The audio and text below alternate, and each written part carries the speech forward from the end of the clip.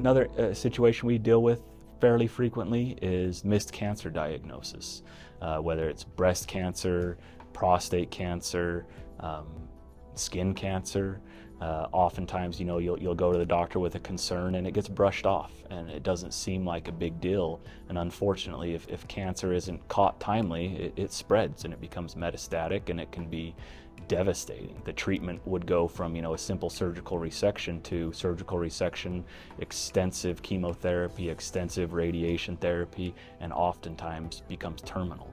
And so that's another situation where we can go in and we look at the visit where it should have been caught, and we'll build a team of experts to show what should have happened. Or let's say we look at the radiology, the mammogram, to say here's where it was at that time and here's what should have happened in response to that. Another area that we deal with is simply that, radiology. I mean, when you go in, say you have a severe headache, maybe it's a migraine, maybe it's a stroke, maybe it's an aneurysm, maybe it's cancer, who knows? And oftentimes you'll get imaging, a CT scan or an MRI, and making sure that those interpretations are accurate is a big deal. And so I've worked a lot of radiology cases. I've worked with a lot of radiologists. At this point, I can work myself through a CT scan fairly well.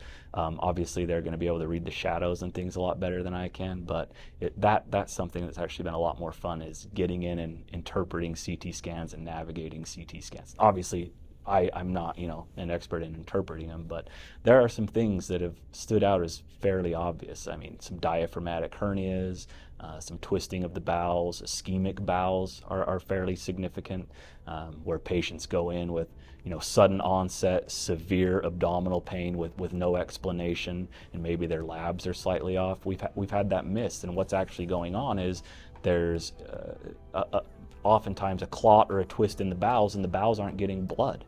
And similar to your brain or anything else, if you put a tourniquet on your finger, it's going to go purple and it's eventually going to die. The same thing happens with your bowels. If they're not getting blood, they die. And when your bowels die, that can be devastating, oftentimes resulting in ileostomies, colostomies that may or may not be reversed. I mean, I have a patient where bowel ischemia was missed, and they took out pretty much all of their intestines, and that individual unfortunately has what's called short gut syndrome now, where they just can't process food and they have to live off of IV and TPN food therapy for nutrition, because they don't have the bowels to process them anymore.